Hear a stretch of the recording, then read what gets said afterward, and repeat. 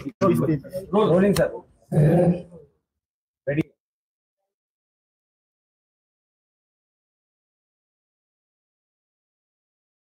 सगळ्यांना सांगत आहे की निवडणुकीचा पहिला सभा महाराष्ट्राचा असा दुसरा तिसरा आणि चौथा अजून 3 सभा आहेत. महाविकास आघाडीला सगळ्या जागा लढायचा निर्णय घेतला आणि सुदैवाला एखाद दुसऱ्या जागेचा इश्यू सांगला तर सगळ्या राज्यामध्ये महाविकास आघाडीच्या निर्णयाच्यामध्ये एकवाक्यता आहे. राष्ट्रवादी काँग्रेसनं लोकसभेच्या जागा या कमी घेतल्या आणि हा निर्णय आम्ही जाणीवपूर्वक केला. हा उत्तम लढल्याशिवाय राहणार आहे. कालच्या लोकसभेमध्ये राष्ट्रवादी काँग्रेस पक्षाचे 4 खासदार होते आणि विरोधकांचे सगळे मिळून 6 लोक होते. ही जी संख्या आहे त्याच्यामध्ये मोठ्या प्रमाणावर वाद झालेलं चित्र या निवडणुकीत दिसेल असं माझं ऑब्झर्वेशन आहे. आणि म्हणून ही प्राथमिक माहिती ही मी तुमच्यावर ठेवतो. तुम्हाला काही प्रश्न विचारायचे असतील तर ते विचारतो. भाजपाने 405चा नारा दिलाय, तो कितपत यशस्वी होईल, काय होईल असं तुम्हाला काय वाटतं? नाही, मला सगळ्यात चुकीचं वाटतं. आणि चुकीचं असं वाटतं की एकंदर लोकसभेची जी संख्या आहे 544, ती 544 त्यांनी सांगितली तर ती अधिक खरी मानली. देशात साधारण पहिल्या टप्प्यामध्ये 60% मतदान झाले. महाराष्ट्रात 55%च्या आसपास आहे. कुठेतरी उन्हाची तीव्रता म्हणा किंवा लोकांची जी मानसिकता आहे बेसिकली उन्हाची तीव्रता हे तसं कारण आहे. तुम्ही बघा, गडचिरोली जिल्हा आदिवासींचा नॅक्सलाईट ॲक्टिव्हिटीजवळ तिथं 70% मतदान झाली. बाकीच्या ठिकाणी कमी झालेली आहे. एक तर उन्हाची तीव्रता माहिती नाही लोकांच्यात उदासीनता का आहे. राजकीय कार्यकर्ता म्हणून आम्हाला त्याच्या खोलात जावं आहे. देशाचे गृहमंत्री अमित शहा यांनी तुमच्यावर टीका केली. 10 वर्ष शरद पवारांनी नेमकं काय केलं असं त्यांनी जाब विचारलं. ते जाब ठिकठिकाणी मला विचारतात. 2014 ते 2024 10 वर्ष झाली पवारांनी काय केलं. तर एवढंच फक्त त्यांना सांगू इच्छितो की या 10 वर्षात मी सत्तेवर नव्हतं, ते सत्तेवर आहेत. त्यामुळे त्या सत्तेचा सगळा अधिकार त्यांच्या हातामध्ये असल्याच्यानंतर या 10 वर्षात त्यांनी नेमकं काय केलं ही सांगायची जबाबदारी त्यांची आहे. जे सत्तेवर नव्हते त्यांची ही जबाबदारी नाही. आणि त्याच्या आधी मी जेव्हा सत्तेवर होतो त्यावेळेला माझ्याकडे जे काम होतं शेतीचं त्या संदर्भात काय केलं गेलं हे सगळं जगाला माहिती. असाच आरोप नगर जिल्ह्यातून झाला होता. विखे पाटील म्हटले होते की शरद पवारांनी जिल्ह्यातल्या नेत्यांमध्ये भांडणं लावली आणि जिल्ह्याचं वाटोळं केलं. असं आहे की महत्त्व द्यावा अशा व्यक्तीचा उल्लेख काँग्रेसने केला. ज्यांचं नाव तुम्ही घेतलं त्यांच्याबद्दलचं भाष्य करावं सुद्धा मला योग्य वाटत नाही. ते तर म्हणतात की नगर जिल्ह्यात आल्यानंतर पवारांना यांच्या विरोधात बोलावंच लागतं, तो त्यांचा धर्म आहे असं ते वाक्य वापरतात. ते काय बोलतात मला माहिती नाही. कारण ज्या लोकांच्यात स्वातंत्र्य नाही, कधी शिवसेनेत कधी काँग्रेसमध्ये, आता हल्ली कुठं ते भाजपमध्ये सतत या सगळ्या गोष्टीच्या संबंधीचा त्यांचा पराक्रम हा सगळ्या जिल्ह्याला माहिती. राज्यामध्ये महाविकास आघाडीला नेमकं किती जागा मिळतील काय? मला असं आहे की तुम्ही एक गोष्ट लक्षात ठेवा. मागच्या निवडणुकीमध्ये काँग्रेसला 1, राष्ट्रवादीला 4 आणि 1 जागा औरंगाबादची घ्यायची MIM, अशा मिळून टोटल 6 जागा होत्या. यावेळेला एकंदर जागेच्या पैकी 50%च्या पेक्षा अधिक जागा ह्या महाविकास आघाडीला मिळतील. तुम्ही रात्री सांगितलं बातम्यात की ते एका उद्योजकाला पाठवून लंकेंची उमेदवारी थांबवायची सांगितली होती. दोन उद्योजक म्हणजे नगरचे होते की बाहेरचे असं ते? बाहेरचे, मुंबई. कोण होते उद्योजक ते काही सांगितलं पाहिजे असं नाही. धनगर समाजाला एसटी प्रवर्गातनं आरक्षण द्यावं अशी याचिका जी होती ती सुप्रीम कोर्टाने फेटाळली आहे. कसं बघता याकडे? धनगर आणि धनगर हे वेगवेगळे आहेत. असं आहे की यासंबंधी आम्ही सतत भूमिका घेत होतो की धनगर समाज नाही यांना कुठल्याही परिस्थितीमध्ये सवलती मिळायचा अधिकार आहे. आज जे महाराष्ट्राचे उपमुख्यमंत्री आहेत देवेंद्र फडणवीस, त्यांनी बारामतीला शब्द दिला होता की आम्ही सत्तेवर आल्याच्या नंतर पहिल्या मंत्रिमंडळाच्या बैठकीमध्ये आरक्षणाचा निर्णय घेऊन राहू, हे सांगून आता जवळपास 8 वर्ष राहिले. ते सत्तेवर होते, मध्ये थोडे दिवस नव्हते, आताही सत्तेवर आहेत. आणि त्यावेळेला पहिल्या कॅबिनेटमध्ये निर्णय घेणार होते. आज त्यांचं राज्य त्यांचं आहे, केंद्रात त्यांची सत्ता आहे आणि गरीब विचारल्या धनगरांना मुंबई हायकोर्टात न्याय मिळत नाही, दिल्लीमध्ये न्याय मिळत नाही. आता पहिल्या कॅबिनेटमध्ये काय चमत्कार ते करणार आहे याच्याकडे आमचं लक्ष आहे. पण जे काही निर्णय होत आहेत त्याच्या पाठीमागं राज्य आणि केंद्र सरकारने आपली भूमिका न्यायालयात योग्य पद्धतीनं मांडली नाही आणि त्याची किंमत गरीब धनगर समाजाला द्यावी लागते. अजित पवार म्हणाले अमित शहासोबत आमच्या एका उद्योजकाची बैठक झाली होती आणि त्यावेळेला पवार साहेब देखील होते. आम्ही 5 वेळा आमचं सगळं मंत्रिपद ठरलं, मात्र पवार साहेब नंतर नाही म्हणाले, म्हणून एक शब्द दिला म्हणून मी पाठाचा शपथविधी घेतला. ते मला माहीत नाही, पण मी नाही म्हणजे भाजपवर जायला आम्हा लोकांची कधी संमती नव्हती आणि राहणार नाही. राज्यात महाविकास आघाडी जशी एक संघ आहे तसं देशात इंडिया आघाडी एक संघ राहू शकले नाही, तर कारण काय बरं नेमकं? नाही, साधी गोष्ट अशी आहे की आमचं अंडरस्टँडिंग असं की निवडणूक झाल्यावर एकत्र बसू आणि लोकांच्या समोर पर्याय देऊ. काही ठिकाणी जागेंच्या भाषणावरून मतभेद होत असतात, पण त्या मतभेदाकडे फार लक्ष द्यायचं नाही. निवडणूक करायची, जागा जिंकायची आणि जिंकल्याच्या नंतर एकत्र बसून पर्याय द्यायचा. तुम्हाला त्यावेळेला पुन्हाही आम्हाला पुढे करता येईल आणि लोकांना एक स्थिर सरकार हे देणं शक्य आहे. पवारसाहेब, काही दिवसांपूर्वी मुख्यमंत्र्यांनी अहमदनगर जिल्ह्याचं नाव बदलून अहिल्यानगर करण्याची घोषणा केली होती. तुम्ही याकडे कसं बघता? मतांचं विभाजन व्हावं यासाठी हे केलं गेलंय का? तुमची प्रतिक्रिया काय आहे? असं आहे की हा निर्णय जो काही घेतला, स्थानिक जनतेची जी इच्छा आहे तिचा सन्मान करणं माझी भूमिका आहे. बारामतीमध्ये तुम्ही बारामती के ऊपर आरोप विपक्ष लगाता है कि ईडी हो, सीबीआई हो, इनकम टैक्स हो, उसका इस्तेमाल कर पार्टी तोड़ी जाती है या नेताओं को पार्टी में शामिल किया जाता है.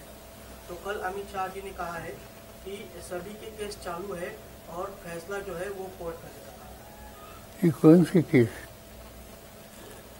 जो ईडी और सीबीआई के जो केसेस चल रहे हैं उसको लेकर उन्होंने कहा. सीधी बात है कि भाई ईडी इसका इस्तेमाल पॉलिटिकली उनके खिलाफ है, इंडियनों के खिलाफ एक्शन लेने के लिए हमेशा देते. आज तक ईडी का इतना गैर कभी हुआ नहीं था. आप ये देखिए कि देश के 2 राज्य के मुख्यमंत्री जेल में हैं ईडी का इस्तेमाल करके. कहाँ होता है इसे? इस तरह का ईडी का गैरजिम्मेदारी से अधिकार इस्तेमाल करना, ये खाली अमित शाह उनके फांसी के लोगों ने किया है. बारामतीमध्ये लोकसभेच्या वेळेला तुम्ही ख्रिश्चन कॉलनी मैदानावरती दरवर्षी सभा घेतात, जी शेवटची सभा असते. मात्र यंदा ती अजित पवारांनीच बुक केलेलं आहे ते मैदान. 40 वर्ष तुम्ही त्या ठिकाणी सभा घेता. करता येईल काय, दुसरं मैदान घेता येईल, शेजारचं मैदान घेता येईल, दुसऱ्या दिवशी करता येईल. ऐकायचंच मैदान महत्वाचं नाही, विचार महत्वाचा आहे. काल मोदींनी नागपूरमध्ये बोलताना काँग्रेसने राज्यात खूप पापं केली आहेत, त्याचा हिशोब मागा. 10 वर्षापूर्वी सिंचन घोटाळा त्यांनी केलेला आहे असा एक आरोप केला. काल सांगितलं का? मोदींनी असं आहे की त्यांनी सिंचन घोटाळ्याचा आरोप याच्या आधी केला होता.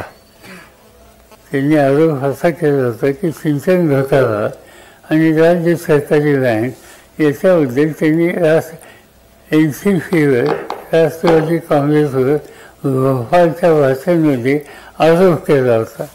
आता हा आरोप कोणाबद्दल होता हे त्यांनी स्पष्ट करावं. जर असेल तर त्याची चौकशी करावी, आमची काही त्याला हरकत नाही. पण ज्यांच्यावर त्याने हे आरोप केला त्यांना ते बरोबर घेऊन असेल आहे. उद्धव ठाकरे म्हणताय की आमचं मुख्यमंत्री पद तर ठरलं होतं, म्हणजे भाजप आणि शिवसेनेचं, पण मला देवेंद्र फडणवीसांनी आमच्याच लोकांसमोर खोटं पाडलं. आता त्यांचं दोघांचं काय ठरलंही मला माहिती नाही, पण ठरलं असेल तर ते फाळलं नाही तर ते योग्य नाही. साहेब, जिल्ह्यातल्या अनेक तालुक्यांमध्ये जे आहे पाणी टंचाई आणि दुष्काळाचा मोठी समस्या आहे, चाऱ्याची मोठी समस्या आहे. बीडला लागून असलेल्या आणि बीडमधल्या काही तालुक्यांमध्ये मोठी पाण्याची टंचाई आणि दुष्काळ पाहायला मिळतो. नाही, हा प्रश्न तुम्ही सांगता, हा नगर जिल्हा किंवा बीड जिल्हा पुरता सीमित नाही. आज महाराष्ट्राच्या अनेक जिल्ह्यामध्ये अहमदनगर, बीड, फार तर उस्मानाबाद, सोलापूर, पुण्याचा काही भाग, सातारचा काही भाग, सांगलीचा काही भाग, त्याच्यानंतर नगरचा, नाशिकचा काही भाग, या सगळ्या परिसरामध्ये यंदा त्याची पाण्याची, चाऱ्याची स्थिती गंभीर आहे. या बाबतीत राज्य सरकारने लवकरात लवकर चारा छावण्या काढल्या पाहिजेत, काहीतरी काही उघडले पाहिजेत आणि या घटकांना मदत केली पाहिजे. पण राज्य सरकार त्याच्यात आता काही पावलं टाकत नाही. आम्ही म्हणजे विरोधी पक्षाने यामध्ये लक्ष घालणं आम्हाला शक्य आहे. पण आत्ता आचारसंहिता चालू आहे, त्यामुळे आचारसंहितेचा एक आदर करायचा म्हणून आम्ही आणखीन 2 आठवडे या प्रश्नावर स्वस्थ बसू. पण आमचा आग्रह आहे की यंत्रणेनं याच्यात लवकरात लवकर या सगळ्या सुविधा दुष्काळग्रस्त लोकांना द्याव्या. अहमदनगर जिल्ह्याची जी निवडणूक आहे ती महायुती विरुद्ध महाविकास आघाडी नाही, की फक्त पवार विरुद्ध विखे अशीच लढाई आहे असं बोललं जातं. माझी काय इथून काय माझा फॉर्म भरलेला नाही किंवा मी काही इथून निवडणूक करत नाही. उगाच स्वतःचं महत्त्व दुसऱ्या माणसाला नाव जोडून वाढवायचं हे काही शहाणपणाचं लक्षण नाही. आतापर्यंत जे आरोप कुजबूज स्वरूपात होत होते ते परवा अजितदादा स्टेजवरून बोलले. उदाहरणार्थ तेलगी, श्रीखंडाचा भूखंड, दाऊदचा संबंध असे आरोप अजितदादा स्वतः स्टेजवरून बोलले. तेच नाही, किती वर्षांनी विषय निघाले? हा विषय कधी निघाला होता? त्याच्यातून किती वर्ष गेली आणि त्या सगळ्या वर्षांच्यामध्ये कोणी जागा झाली नाही. त्या सगळ्या कालावधीमध्ये माझं नाव घेऊनच निवडणुका लढवल्या, सत्तेची ठिकाणं प्राप्त केली. बारामतीच्या जागेकडं, लढतीकडं सर्वांचं लक्ष आहे, पण जी जागेचा निवडणूक विकासाच्या मुद्द्याऐवजी 2 कुटुंबातली भाऊबंदी या अर्थानं जास्त रंगली जाते. असं आहे की लिहिल्या काय लिहितो आणि काय लिहिणार याचा काय आमचा अधिकार नाही, तो तुमचा अधिकार आहे. त्यामुळे तुम्ही काय रंगवतो आहे याच्यात तुम्ही सगळे कलाकार आहात, त्यामुळे तुमचा रंग कुठं कसा चालू आहे याच्याकडे आमचं लक्ष आहे. काल तुम्ही बारामतीमध्ये बोलताना एक वक्तव्य केलं की अयोध्येमध्ये सीता मातेची मूर्ती नाही आहे, काही महिलांनी तुम्हाला सांगितलं असं तुम्ही बोलला, हो. तर सीता मातेची मूर्ती का अपेक्षित आहे तुम्हाला? माहिती नाही, मला फर्स्टने विचारलं. एका सभेमध्ये मला फर्स्टने विचारला की रामाची मूर्ती बसवली ही चांगली आहे, पण सीतेची का नाही बसवली? मी म्हणजे आता मोदींना विचारलं असतं, पण त्यांची व्यक्तिगत अडचण आहे. ज्या ज्या ठिकाणी नाराज उमेदवार होते कोणत्या कोणत्या पक्षाचे, खास करून महाविकास आघाडीचे, तिथे वंचित नेते लोक आपल्याकडे ओढले. नगरमध्ये उत्कर्ष मोरे असतील, पुण्यात मोरे असतील, असे कुठेतरी आंबेडकर म्हणत होते की आमची 29 मतदारसंघामध्ये एक तयारी आहे ते आहे. तुम्ही कसं पाहताय, म्हणजे त्यांची तयारी किती असेल किंवा उमेदवार निवड? मला ठाऊक म्हणजे त्यांची तयारी, आमची इच्छा होती की त्यांना घेऊन निवडणूक एकत्रित लढावी. त्या दृष्टीनं आम्ही पावलं टाकली, बैठका झाल्या. दुर्दैवाने नाही देऊ शकलं, पण अजूनही आम्हाला असं वाटतं आज नाही उद्या तरी आपण एकत्र यावं. धन्यवाद.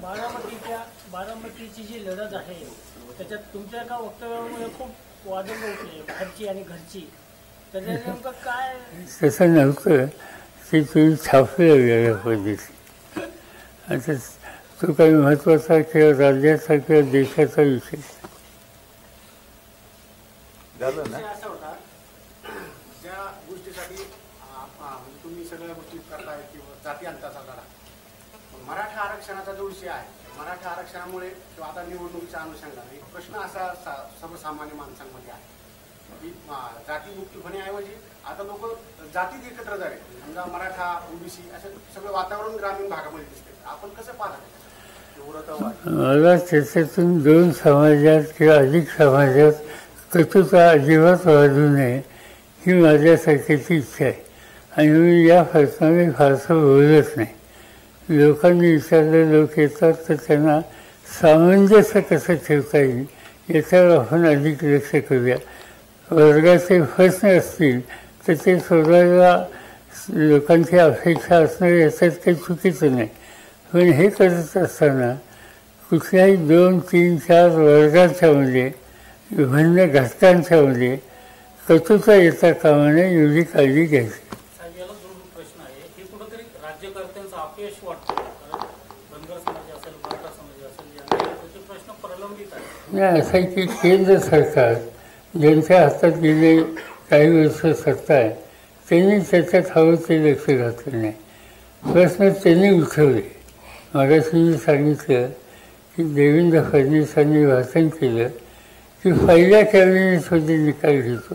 लोकांच्या आशा आकांक्षा ह्या वाढल्या आणि त्याच्यानंतर 10 वर्ष होऊन गेली आणि काही केलं नाही, तर मग त्याला वेगळं स्वरूप येतं. त्याचा दोष राज्यकर्त्यांना टाळता येणार नाही. मराठा आंदोलनाचा काय परिणाम होऊ शकतो? आता तुम्ही सांगा मला. काल तुम्ही भाषणामध्ये बोलताना विखे कुटुंबियांना तुम्ही केलेली मदत, एक किस्सा सांगितला, एक घटना सांगितली की अशा पद्धतीने अजून काही घटना आहेत का की ज्याच्यात तुम्ही त्यांना मदत केलेली आहे? नाही, माझा काही फारसा संबंध नाही. चला, चला, थँक्यू. एक सत्कार करायचा.